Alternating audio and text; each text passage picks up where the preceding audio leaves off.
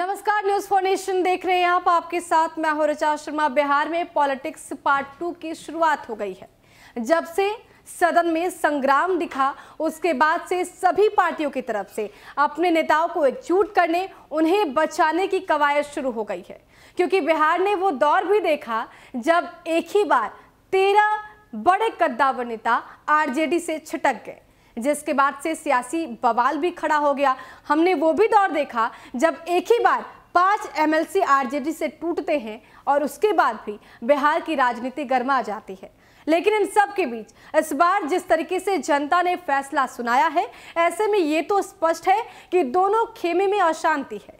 लेकिन दोनों खेमे में के जो नेता हैं वो आराम फरमाना चाहते हैं, कंफर्ट जोन में जाना चाहते हैं। और यही वजह है कि अभी से ताले पे ताले जड़े जा रहे हैं। अभी से पूरी कोशिश की जा रही है कि अपने सिपाहियों को गोलबंद किया जा सके, ताकि कोई भी तिकड़म अपना कर भी उन्हें तोड़ ना सके। बिहार में अब की बार सत्ता की सियासत बहुत नाजुक है। मामूली अंतर से एक खेमे में बहार है तो दूसरे खेमे में सत्ता से बेदखल रहने की अकुलाहट है। हालांकि डर का औसत दोनों तरफ बराबर है कि बोतल में बंद जिन आजाद ना हो जाए। विधायकों की वफादारी कायम रहे, इसलिए ताले पर ताले लगाए रखने के लिए तरह तरह के हथकंडे भी अपनाए जा रहे हैं। आरजेडी प्रमुख लालू प्रसाद यादव ने सत्ता पक्ष के कई विधायक को रांची जेल से भी फोन करके आने वाली चुनौतियों की ओर संकेत भी दे दिए।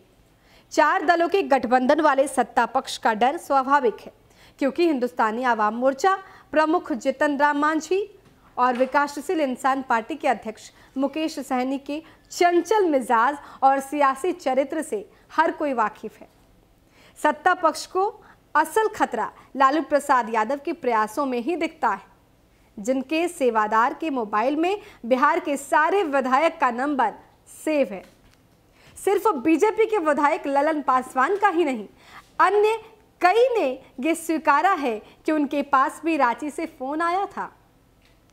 यहां तक कि हालात भांपकर बीजेपी के वरिष्ठ नेता और पूर्व मुख्यमंत्री सुशील कुमार मोदी को प्रलोभन देने में कोई भी संकोच नहीं किया। उनसे भी पाला बदल लेने का आग्रह किया गया। जाहिर है, करीब 3 वर्षों से ज्यादा समय से सियासी कैनवास से ओझल जेल में रहते हुए भी लालू प्रसाद यादव ने अपनी अहमियत कम नहीं होने दी। भले ही उनकी कोशिशों को कामयाबी नहीं मिल पाई, परंतु इस कवायद ने सत्ता पक्ष के माथे पर बल तो डाल ही दिया। किसी भी हाल में सत्ता की चाल को अपने पक्ष में करने की जुगत में महागठबंधन भी जुट चुकी है और नतीजे आपके सामने। कहते हैं कि प्रत्यक्ष को प्रमाण की जरूरत नहीं रहती, इसलिए तो तेजस्वी यादव अपने सभी मोर्चे को गर्म रखना चाहते हैं। तेजस्वी के सामने चौतरफा चुनौती है। पहले तो उन्हें महागठबंधन की गांठ को मजबूत करना है, फिर आरजेडी के विधायकों को भी भटकने से बचाना है। तेजस्वी यादव की पूरी कवायद में इस चिंता की झलक दिखती है। परिणाम आते ही जब उन्हें लगा कि मामूली अंतर से सत्ता से वो दूर हो गए हैं, तो उन्होंने महागठबंधन के घटक दलों के प्रमुख नेताओं की समीक्षा के लिए भी बुला लिया। उन्हें एकजुटता की शपथ भी दिलाई और सब्ज बाग भी दिखाया कि एक रहेंगे तो उनके भी अच्छे दिन आ सकते हैं।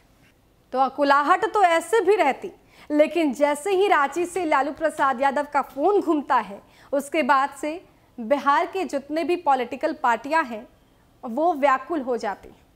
वो इसलिए क्योंकि लालू प्रसाद यादव केली बंगले में रहते हुए, इलाजरत होते हुए, जेल मैनुअल का उल्लंघन करते हुए वहां से फोन घुमाते हैं और सत्ता पक्ष के तमाम विधायकों से बतियाते हैं।